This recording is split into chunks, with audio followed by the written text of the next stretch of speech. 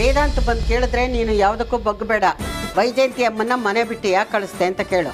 ಅದಾದ್ಮೇಲೆ ಹೋರಾಟ ಧರಣಿ ಇದನ್ನೆಲ್ಲ ನಿಲ್ಲಿಸು. ಹ್ಞೂ ಅಜ್ಜಿ, ನಾನಂತೂ ಯಾವುದೇ ಕಾರಣಕ್ಕೂ ಒಪ್ಕೊಳ್ಳಲ್ಲ. ಬೇಕೇ ಬೇಕು, ನ್ಯಾಯ ಬೇಕು, ಬೇಕೇ ಬೇಕು, ನ್ಯಾಯ ಬೇಕು. ಎಲ್ಲಿವರೆಗೂ ಹೋರಾಟ? ಗೆಲ್ಲೋವರೆಗೂ ಹೋರಾಟ, ಹೋರಾಟ ಹೋರಾಟ ಗೆಲ್ಲೋವರೆಗೂ ಹೋರಾಟ. ಅಯ್ಯಯ್ಯೋ ವೇದಾಂತು, ಏನ್ ಮಾಡ್ದೆ ವೇದಾಂತು? ವೇದಾಂತು ವೇದಾಂತು ಉತ್ತರ ಕೊಡು ವೇದಾಂತು. ಏ ಅಮ್ಮೋ, ಏನೇ ಇದು ಪ್ರಾರ್ಥನೆ ಇಲ್ಲ, ಏನೇನೋ ಮಾತಾಡ್ತಾ ಇದೀಯಾ? ಧರಣಿ ಸತ್ಯಾಗ್ರಹ ಮಾಡಿದ್ರೆ ಹೇಗ್ ಮಾಡ್ಬೇಕು ಗೊತ್ತಾ? ಹೌದಾ? ಹಂಗಾರೆ ನಮ್ಗೆ ಧಿಕ್ಕಾರನೇ ಸಾಕು ಬಿಡಿ. ಧಿಕ್ಕಾರ ಧಿಕ್ಕಾರ ವೇದಾಂತ ವಸಿಷ್ಠರಿಗೆ ಧಿಕ್ಕಾರ, ಧಿಕ್ಕಾರ ಧಿಕ್ಕಾರ ವೇದಾಂತ ವಸಿಷ್ಠರಿಗೆ ಧಿಕ್ಕಾರ, ಧಿಕ್ಕಾರ ಧಿಕ್ಕಾರ ವೇದಾಂತ ವಸಿಷ್ಠರಿಗೆ ಧಿಕ್ಕಾರ. ಅಜ್ಜಿ ಏನಿದು?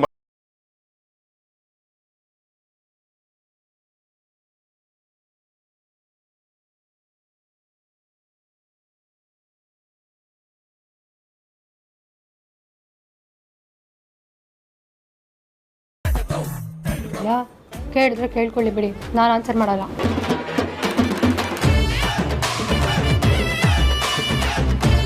ಬೇಕೇ ಬೇಕು, ನ್ಯಾಯ ಬೇಕು, ಬೇಕೇ ಬೇಕು, ನ್ಯಾಯ ಬೇಕು. Stop it. ಅಜ್ಜಿ ಏನ್ ನಡೀತಿದೆ? ಯಾಕೆಲ್ಲರೂ ಹೀಗೆ ಸೇರಿ ಹಠ ಮಾಡ್ತಿದ್ದೀರಾ? ಇದೆಲ್ಲ ಚೆನ್ನಾಗಿರೋದಲ್ಲ, ಏನಾಯ್ತು ಅಂತ ಸುಮ್ಮನೆ ಹೇಳಿ. ನೋಡೋ ವೇದಾಂತು, ನೀನು ವೈಜಯಂತಿನ ಮನೆಯಿಂದ ಆಚೆ ಹಾಕಿದ್ಯಾ. ಅವಳನ್ನ ಮನೆಗೆ ವಾಪಸ್ ಕರ್ಕೊಂಡು ಬರೋವರೆಗೂ ನಮ್ಮ ಹೋರಾಟ ನಿಲ್ಸಲ್ಲ. ಅಜ್ಜಿ ನಾನು ನಿಮ್ಮ ಹತ್ರ ಸ್ವಲ್ಪ ಮಾತಾಡ್ಬೇಕು, ಬನ್ನಿ. ಅಕ್ಕೆ, ನಮ್ಮ ನಾಯಕರವರು, ನಮ್ಮ ಟೀಮ್ ಲೀಡರ್ ಅವರು, ಹಂಗೆಲ್ಲ ಕಳ್ಸೋದಕ್ಕಾಗಲ್ಲ.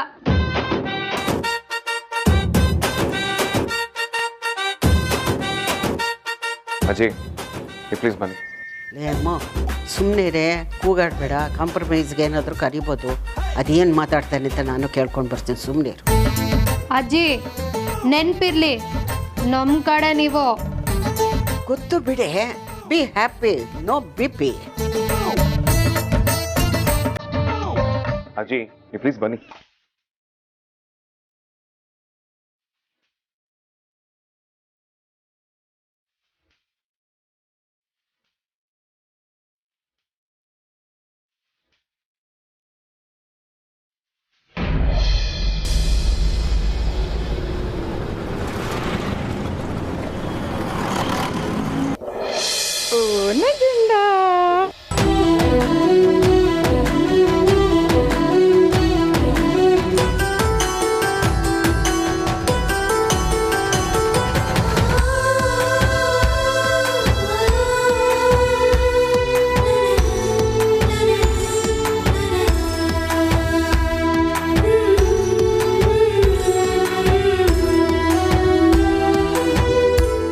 ಅರ್ತಿ, ವೈಜಯಂತಿ ಅವ್ರನ್ನ ನೋಡು, ತಮ್ಮ ಸ್ವಂತ ಮೊಮ್ಮಗು ಅನ್ನೋ ಥರ ಎಷ್ಟು ಚೆನ್ನಾಗಿ ರೆಡಿ ಮಾಡ್ತಿದ್ದಾರೆ. ಹೌದಮ್ಮ, ಅವ್ರು ಯಾವತ್ತೂ ತನ್ನ ಮಕ್ಕಳು ಬೇರೆಯವ್ರ ಮಕ್ಕಳು ಅಂತ ಭೇದ ಭಾವ ಮಾಡಿದ್ದು ನಾನು ನೋಡೇ ಇಲ್ಲ.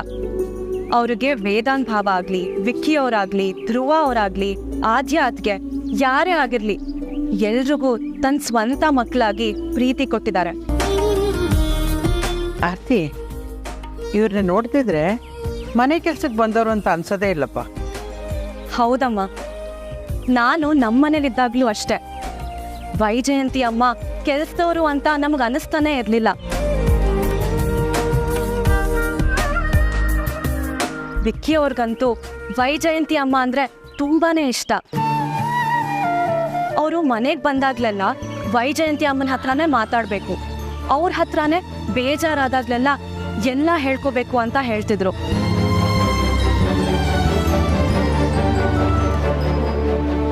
ವೈಜಯಂತಿ ಅಮ್ಮಂಗೂ ಅಷ್ಟೆ, ವಿಕ್ಕಿ ಅವ್ರಂದ್ರೆ ತುಂಬಾನೇ ಇಷ್ಟ. ಅವರು ಕೈ ತುತ್ತು ಕೊಟ್ಟಾಗ್ಲೆಲ್ಲ ವಿಕ್ಕಿ ಅವ್ರಿಗೆ ಒಂದು ಜಾಸ್ತಿನೇ ಕೊಡ್ತಾ ಇದ್ರು. ಅವರು ಪ್ರೀತಿ ತೋರಿಸ್ದಾಗ್ಲೆಲ್ಲ ವಿಕ್ಕಿ ಅವ್ರಿಗೆ ಒಂದ್ ಕೈ ಜಾಸ್ತಿನೇ ಪ್ರೀತಿ ತೋರಿಸ್ತಾ ಇದ್ರು. ವೈಜಯಂತಿ ಅಮ್ಮನೂ ಅಷ್ಟೆ, ವಿಕ್ಕಿ ಅವರು ಊಟ ಸರಿಗ್ ಮಾಡಿದ್ರ, ತಿಂಡಿ ಟೈಮಿಗೆ ಸರಿಗ್ ತಿಂತಿದಾರಾ, ಅಥವಾ ರಾತ್ರಿ ಇಡೀ ಕೆಲಸ ಮಾಡಿದ್ರೆ ಅವ್ರಿಗೆ ರೆಸ್ಟ್ ಮಾಡೋದಕ್ಕೆ ಹೇಳು ಅಂತೆಲ್ಲ ನನ್ನ ಹತ್ರ ಹೇಳ್ತಾ ಇದ್ರು. ವೈಜಯಂತಿ ಅಮ್ಮಂಗೆ ವಿಕ್ಕಿ ಅವ್ರಂದ್ರೆ ಪ್ರಾಣ ಅಮ್ಮ. ದಿನದಲ್ಲಿ 100 ಸತಿ ಆದ್ರೂ ವಿಕ್ಕಿ ಅವರು ವಿಕ್ಕಿ ಅವರು ವಿಕ್ಕಿ ಅವರು ಅಂತೆಲ್ಲ ಹೇಳೋರು.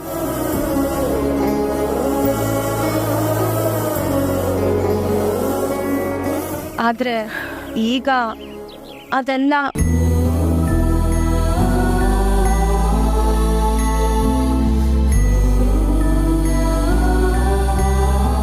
ಪಾಪ ಆದ್ರೂ ಮನೆಯಿಂದ ಯಾಕೆ ಆಚೆ ಹಾಕಿದ್ರು ಏನು? ಏನು ವೈಜಯಂತಿ ಅಮ್ಮನ್ನ ಮನೆಯಿಂದ ಆಚೆ ಹಾಕಿದ್ರ? ಇಲ್ವಲ್ಲ. ಮತ್ತೆ ಅದೇನೋ ಮನೆಯಿಂದ ಆಚೆ ಅಂತ ಅಂದೆ. ನಾನು ಹಂಗನ್ನ ಇಲ್ಲ ಕಣೆ.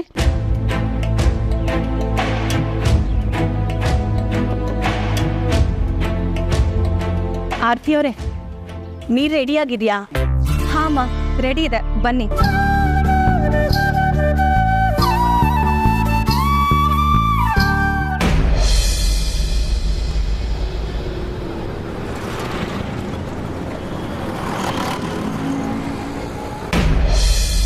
ಅಮ್ಮು, ಅವರಿಬ್ಬರು ಮಧ್ಯೆ ಏನೇ ಡೀಲಿಂಗ್ ಆದರೂ ಅಣ್ಣ ಇವತ್ತು ಹೇಳಲೇಬೇಕು, ವೈಜಯಂತಿ ಅಮ್ಮನ ಯಾಕೆ ಮನೆ ಬಿಟ್ಟು ಕಳಿಸ್ದ ಅಂತ.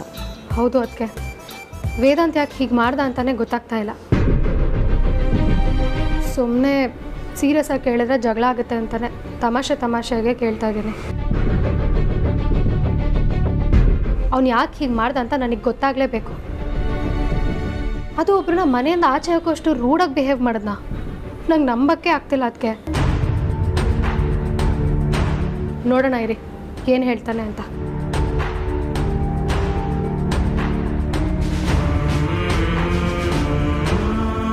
ಅಮ್ಮೋ, ಆದ್ಯ, ಕಮಂಗಿ, ಕಾಂತ, ನಿಮಗೆ ಮಾಡೋದಕ್ಕೆ ಬೇರೆ ಕೆಲಸ ಇಲ್ವಾ? ಏನಿದು ಪ್ರತಿಭಟನೆ ಅಂತ ಮಾಡ್ಕೊಡು.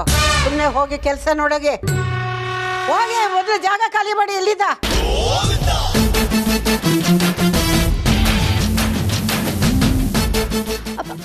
ಅಜ್ಜಿ ಅಜ್ಜಿ ಅಜ್ಜಿ ಹೋಗುವಾಗ ಚೆನ್ನಾಗೇ ಇದ್ರಲ್ಲ, ಬರುವಾಗ ಏನು ಪ್ಲೇಟ್ ಚೇಂಜ್ ಮಾಡ್ಬಿಟ್ಟಿದ್ದೀರಾ? ತಗೊಳಪ್ಪ, ಚೆನ್ನಾಗಿದೆ. ನೀವೇ ತಾನೇ ಹೇಳಿದ್ದು ಅಜ್ಜಿ, ವೇದಾಂತ ಏನೇ ಹೇಳಿದ್ದು ನಾವು ಒಪ್ಕೋಬಾರ್ದು ಅಂತ. ಇವಾಗ ನೋಡಿದ್ರೆ ನೀವೇ ಪ್ಲೇಟ್ ಚೇಂಜ್ ಮಾಡ್ತಾ ಇದ್ದೀರಾ? ಏ, ಮಾತು ತಿಳಿಸ್ರೆ ಸಾಕು. ಮೊದಲು ಇಲ್ಲಿಂದ ಜಾಗ ಖಾಲಿ ಮಾಡಿ. ವೇದಾಂತು, ನಿನ್ ಹೆಂಡ್ತಿನ ಕರ್ಕೊಂಡೋಗೋ. ಅಜ್ಜಿ ಅಜ್ಜಿನೂ ಇಲ್ಲ, ಮಿರ್ಚಿ ಬಜ್ಜಿನೂ ಇಲ್ಲ. ಮೊದಲು ನಿನ್ ರೂಮ್ಗೆ ಹೋಗೆ. ಹೋಗಿ ಹೋಗ್ತೀನಿ.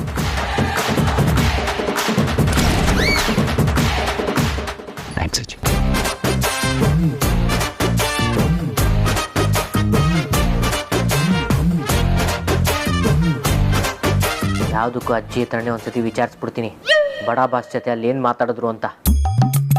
ಅಜ್ಜಿ, ನಿಮ್ಮ ಮತ್ತೆ ಬಡ ಬಾಸ್ ಬಗ್ಗೆ ಅಂಥದ್ದೇನು ಡಿಸ್ಕಷನ್ ಆಯಿತು ಅಲ್ಲಿ? ಹೇಳ್ತೀನಿ,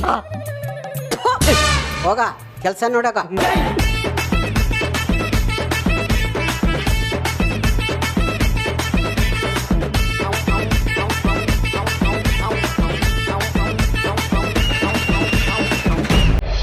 ಅರ್ಥ ಆಗ್ಲಿಲ್ವಾ? ಈಗ ಮೊಸರು ಮಾಡಬೇಕಾದ್ರೆ ಏನ್ ಮಾಡ್ಬೇಕು ಹೇಳಿ? ಹಾಲನ್ನ ನಾವೇ ಹೊಡಿಬೇಕು. ಒಂದ್ ವೇಳೆ ಹಾಲು ತಾನಾಗೆ ಹೊಡೆದೋದ್ರೆ ಮೊಸರು ಮಾಡಕ್ಕಾಗಲ್ಲ, ಅದನ್ನ ಬಿಸಾಕ್ಬೇಕು. ಸೊ ಅದಕ್ಕೆ ನಮಗೆ ಜೀವನದಲ್ಲಿ ಏನ್ ಬೇಕು ಅಂತ ತಿಳ್ಕೊಂಡು ಅದ್ರ ಕಡೆ ಹೊರಡಬೇಕು, ಅದನ್ನ ಪಡ್ಕೊಳ್ಳೋದಕ್ಕೆ ಪ್ರಯತ್ನ ಪಡಬೇಕು. ನಮ್ಮ ಕರ್ತವ್ಯ ನಾವು ಮಾಡಿ ಮುಗಿಸ್ಬೇಕಷ್ಟೇ, ಅದರ ಫಲ ಆಶಿಸ್ಬಾರ್ದು. ಯಾಕಂದ್ರೆ ಯಾವುದೋ ಒಂದು ವಿಷಯದ ಬಗ್ಗೆ ನಾವು ಆಸೆ ಪಟ್ಟಾಗ ಅದು ಸಿಗದೆ ಹೋದ್ರೆ ದುಃಖ ಆಗುತ್ತೆ. ಆಸೆಯೇ ದುಃಖಕ್ಕೆ ಮೂಲ. ಅದಕ್ಕೆ ಅದರ ಪಾಡಿಗೆ ನೀವು ಕೆಲಸ ಮಾಡಿ ಅಷ್ಟೇ, ಫಲ ಆ ಭಗವಂತ ಕೊಡ್ತಾನೆ. ರಾಯ್ರೆ, ಮೊಸರು ಇಲ್ಲಿ ಅಂಗಡಿ ಸಿಗುತ್ತಲ್ಲ? ಅಂಗಡಿ ಸಿಕ್ಕಿದ್ರೆ ಹೋಗಿ ತಗೊಳ. ನಾನು ಹೇಳಿದ್ರ ಅರ್ಥ ಏನ್ ಗೊತ್ತಾ? ನಮ್ಮ ಜೀವನದಲ್ಲಿ ಏನ್ ಬೇಕು ಅನ್ಸುತ್ತೋ ಅದನ್ನ ಪಡ್ಕೊಳ್ಳೋದಕ್ಕೆ ನಾವೇ ಪ್ರಯತ್ನ ಪಡಬೇಕು. ಬೇರೆ ಯಾರೋ ಬಂದು ನಮ್ಮ ತಲೆ ಮೇಲೆ ಕಿರೀಟ ಇಡ್ತಾರೆ ಅಂತ ನಿರೀಕ್ಷೆ ಮಾಡಬಾರ್ದು. ಅರ್ಥ ಆಯ್ತು? ರಾಯ್ರೆ, ಏನೇ ಹೇಳಿ ಹಿಂಗೆ ಕೆಲಸ ಮಾಡ್ಕೊಂತಿದ್ರೆ ಏನು ಪ್ರಯೋಜನ ಇಲ್ಲ. ಯಾವ ಫಲನೂ ಇಲ್ಲ, ಯಾವ ಹೊಲನೂ ಸಿಗಲ್ಲ, ಅದು ಹೊಟ್ಟೆನೂ ತುಂಬಿಸಲ್ಲ. ರಾಯ್ರೆ, ಹೇಳ್ದಂಗೆಲ್ಲ ಈ ಕಾಲದಾಗ ಬದುಕಕ್ಕಾಗಲ್ಲ. ರಾಯರ ಹತ್ರ ಹೇಗೆ ಮಾತಾಡಬೇಕು ಅಂತ ಗೊತ್ತಿಲ್ಲ ನಿನಗೆ? ಇರಲಿ ಬಿಡಿ ಅಗ್ನಿ, ನಾವೇನೋ ಪರಸ್ಪರ ಚರ್ಚೆ ಮಾಡ್ತಾ ಇದ್ವಿ. ರಾಯರೇ, ನೀವು ಇವ್ರಿಗೆ ಇಷ್ಟು ಫ್ರೀಡಮ್ ಕೊಟ್ಟರೆ ನಾಳೆಯಿಂದ ನಿಮ್ಮ ಮೆಗಳ ಮೇಲೆ ಕೈ ಹಾಕ್ತಾರೆ. ಹಾಗೇನಿಲ್ಲ ಬಿಡಿ. ಅಂದಾಗೆ ರಾಯರೇ, ನಿಮ್ಮಿಂದ ಒಂದು ಹೆಲ್ಪ್ ಆಗಬೇಕಾಗಿತ್ತು. ಏನು ಹೇಳಿ ಅಗ್ನಿ ಅವರೇ? ನೀವು ಒಬ್ಬರಿಗೆ ಆವಾಜ್ ಆಗಬೇಕು.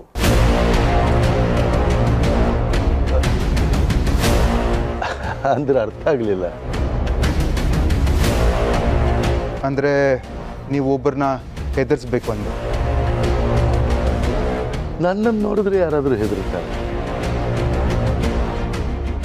ಅಲ್ಲ, ನನ್ನ ಯಾರನ್ನ ಹೇಗೆ ಯಾವ ರೀತಿ ಎದುರಿಸ್ಬೇಕು? ಸ್ವಲ್ಪ ಸಾಫ್ಟಾಗಿ ಹೆದರ್ಸ್ಬೇಕು, ಆದರೆ ನೀವು ಬರಲೇಬೇಕು.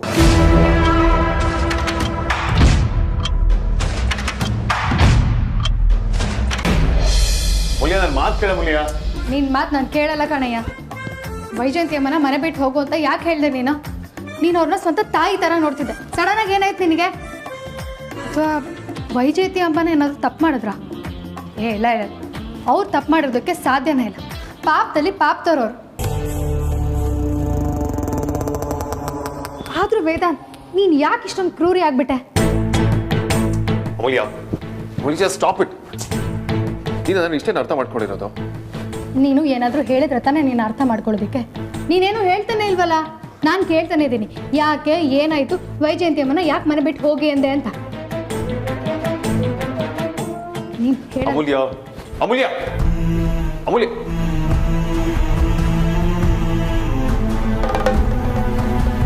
ಅಮೂಲ್ಯ, ಬಾಗಿಲು ತೆಗಿ. ನೀನು ವೈಜಯಂತಿ ಅಮ್ಮನ ಯಾಕೆ ಮನೆಯಿಂದ ಹೊರಗೆ ಹಾಕಿದ್ಯಾ ಅದನ್ನ ಹೇಳು, ಆಮೇಲೆ ಬಾಗಿಲು ತೆಗಿತೀನಿ. ಅಮೂಲ್ಯ, ನನಗೆ ಸುಮ್ಮನೆ ಕೋಪ ಬರ್ಸ್ಬೇಡ, ಬಾಗಿಲು ತೆಗಿ. ನಾನೇನು ತಮಾಷೆ ಮಾಡ್ತಿಲ್ಲ ನಿನಗೆ ಕೋಪ ಬರ್ಸೋದಕ್ಕೆ. ನಂಗೆ ಬೇರೆ ದಾರಿ ಏನೂ ಕಾಣಿಸ್ತಿಲ್ಲ, ಅದಕ್ಕೆ ಹೀಗೆ ಮಾಡ್ತಾ ಇದ್ದೀನಿ. ವೈಜಯಂತಿ ಅಮ್ಮ ಈ ಮನೆ ಕೆಲಸದವ್ರಷ್ಟೇ ಅಲ್ಲ, ಮನೆ ತಾಯಿ ಕೂಡ ಹೌದು. ನೀನು ಹೆಂಗೆ ಅವ್ರನ್ನ ಹೇಳ್ದೆ ಕೇಳ್ದೆ ಮನೆಯಿಂದ ಹೊರಗಾಗ್ತೆ?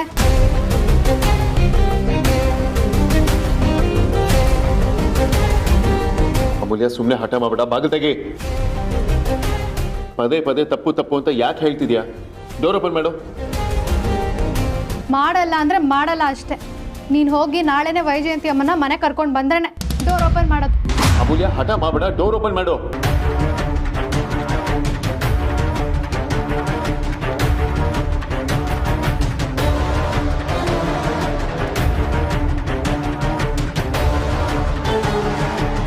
ಇಷ್ಟು ದಿನ ಕೋಳಿ ಜಗಳ ಆಡ್ತಾ ಇದ್ದವರು ಇವತ್ತು ಸೀರಿಯಸ್ ಆಗಿ ಜಗಳ ಆಡ್ತಿದ್ದಾರೆ. ಅಬ್ಬಾ, ನೋಡೋಕೆ ಖುಷಿ ಆಗ್ತಾ ಇದೆ. ಇದೇ ಒಳ್ಳೆ ಟೈಮ್. ಈ ಬೆಂಕಿಗೆ ಪೆಟ್ರೋಲ್ ಸುರಿದು ಇವ್ರ ಪ್ರೀತಿ ಉರಿದು ಭಸ್ಮ ಆಗ್ಬೇಕು. ಹಾಗೆ ಮಾಡ್ತೀನಿ.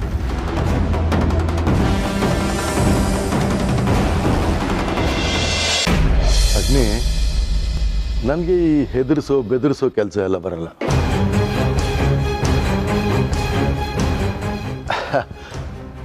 ಆ ರೀತಿ ಕೆಲಸ ಮಾಡೋಕ್ಕೂ ನನಗಿಷ್ಟ ಇಲ್ಲ.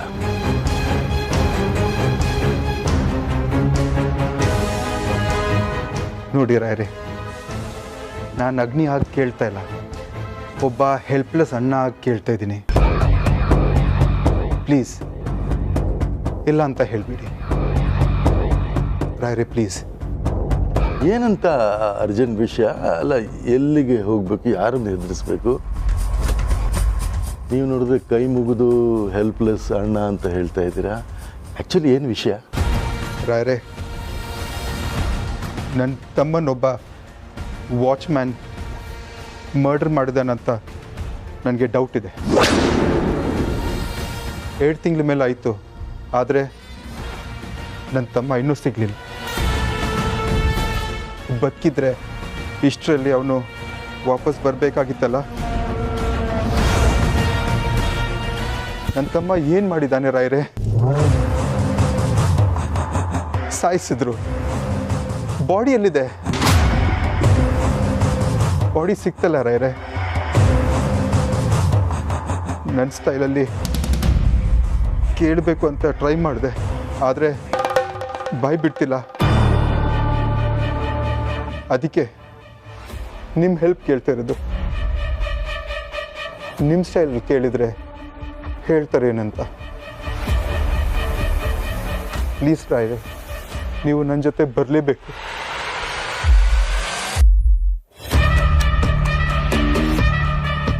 ರಾಯರೇ, ಇಲ್ಲ ಅಂತ ಅನ್ಬೇಡಿ, ನೀವು ನನ್ನ ಜೊತೆ ಬರಲೇಬೇಕು. ನೀವು ಇಷ್ಟೊಂದು ಕೇಳ್ತಾ ಇರಬೇಕಾದ್ರೆ ನಾನು ಬರಲ್ಲ ಅಂತ ಹೇಗೆ ಹೇಳೋಕ್ಕಾಗುತ್ತೆ? ಬರ್ತೀನಿ ಬಿಡಿ.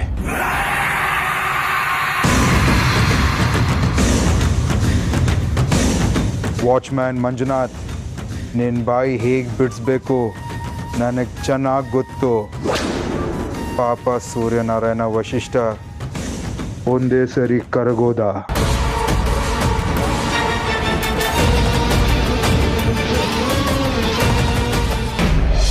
ಹಠ ಮಾಡ್ತಿಲ್ಲ ವೇದಾಂತ್, ರಿಕ್ವೆಸ್ಟ್ ಮಾಡ್ತಾ ಇದ್ದೀನಿ. ಅಷ್ಟಕ್ಕೂ ವೈಜಯಂತಿ ಅಮ್ಮ ಈ ಮನೇಲಿದ್ರೆ ನಿನ್ಗೇನು ಪ್ರಾಬ್ಲಮ್ಮು? ಪಾಪ ಅವ್ರನ್ನ ಅವ್ರ ಮಕ್ಕಳೇ ಮನೆಯಿಂದ ಆಚೆ ಹಾಕಿದ್ರು, ಅದು ನಿನಗೂ ಗೊತ್ತು. ಅದಕ್ಕೆ ಅವ್ರು ನಿನ್ನ ಸ್ವಂತ ಮಗನ ಥರ ನೋಡ್ತಿದ್ರು. ಈಗ ನೀನು ಈಗ ಮಾಡ್ತಿರೋದು ಅವ್ರಿಗೆ ದ್ರೋಹ ಮಾಡ್ದಂಗಲ್ವಾ? ಯೋಚನೆ ಮಾಡು.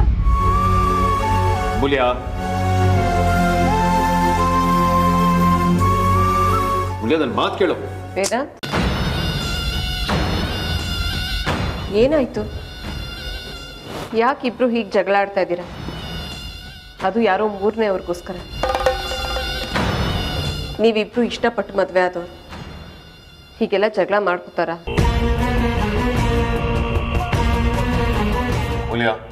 ಡೋರ್ ಓಪನ್ ಮಾಡು. ನನಗೆ ಗೊತ್ತು, ಸಂಸಾರದಲ್ಲಿ ಜಗಳ ಕಾಮನ್ ಅಂತ. ಆದ್ರೂ ನಿನ್ನ ರೂಮಿಂದ ನಿನ್ನನ್ನೇ ಹೊರಗಡೆ ಹಾಕಿದ್ರಳಲ್ಲ. ಅದಕ್ಕೆ ಹೇಳೋದು, ಮದುವೆ ಆಗ್ಬೇಕಾದ್ರೆ ಇವರೇ ಕರೆಕ್ಟ್ ಪಾರ್ಟ್ನರ್ ಅಂತ ಅನ್ಸುತ್ತಂತೆ. ಆದ್ರೆ ಮದುವೆ ಆದ್ಮೇಲೆ ಸರ್ಕಮ್ಸ್ಟಾನ್ಸಸ್ ಇಂದಾನೇ ಗೊತ್ತಾಗೋದು ಕರೆಕ್ಟ್ ಪಾರ್ಟ್ನರ್ ಅಲ್ಲ ಅಂತ. ಈ ಲವ್ ಮ್ಯಾರೇಜ್ ಪ್ರಾಬ್ಲಮ್ಮೇ ಇದು. ಗಂಡ ಹೆಂಡತಿ ಜಗಳ ಉಂಡು ಮಲ್ಗೋವರೆಗೂ ಅಂತ ಹೇಳ್ತಾರೆ ವೇದಾಂತ್. ಅಷ್ಟರಲ್ಲಿ ಎಲ್ಲ ಜಗಳನೂ ಸಾಲ್ವ್ ಆಗ್ಬಿಡ್ಬೇಕು. ಇಲ್ಲಾಂದ್ರೆ ಒಂದೊಂದು ಸಾಸಿ ಜಗಳ ಎಲ್ಲೆಲ್ಲೋ ಹೋಗ್ಬಿಟ್ಟತ್ತೆ. ನಮ್ಮ ಜಗಳಕ್ಕೆ ಪೆಟ್ರೋಲ್ ಸುರಿಯೋದಕ್ಕೆ ಬಂದಿದೆ ಈ ಅಮ್ಮ. ನನ್ನ ವೇದಾಂತ್ ಮಧ್ಯೆ 1000 ಇರ್ಬೋದು, ಆದರೆ ನಾವು ಯಾವತ್ತೂ ಬೇರೆ ಬೇರೆ ಅಲ್ಲ. ನಮ್ಮ ನಡುವೆ ನಿಂಬೆ ಹಣ್ಣು ಹಿಂಡೋದಕ್ಕೆ ಬರ್ತೀರಾ? ಬಿಡಿ, ಮಾಡ್ತೀನಿ.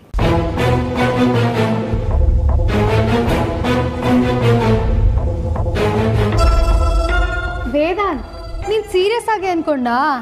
ನಾನು ಸುಮ್ಮನೆ ಜೋಕ್ ಮಾಡ್ತಾ ಇದ್ದೆ, ಪ್ರ್ಯಾಂಕ್ ಮಾಡ್ತಾ ಇದ್ದೆ. ಅಮೂಲ್ಯ, ಸ್ವಲ್ಪ ಸೀರಿಯಸ್ ಆಗಿರೋದು ಕಲ್ತ್ಕೊ.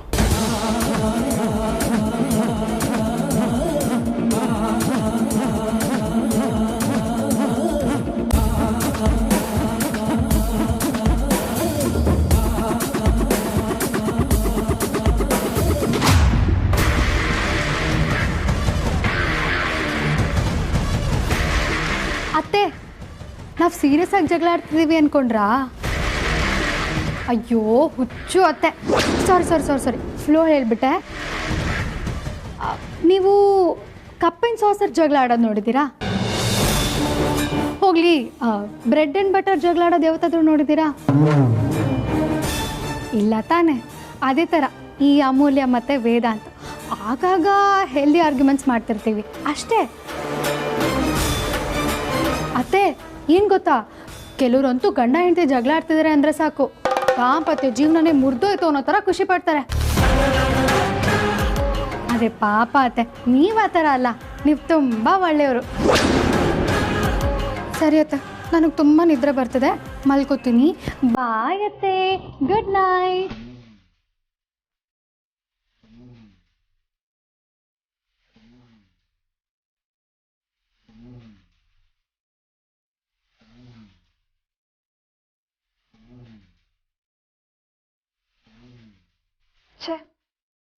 ಇಷ್ಟೇನಾ ಜಗಳ ಅಂದ್ರೆ?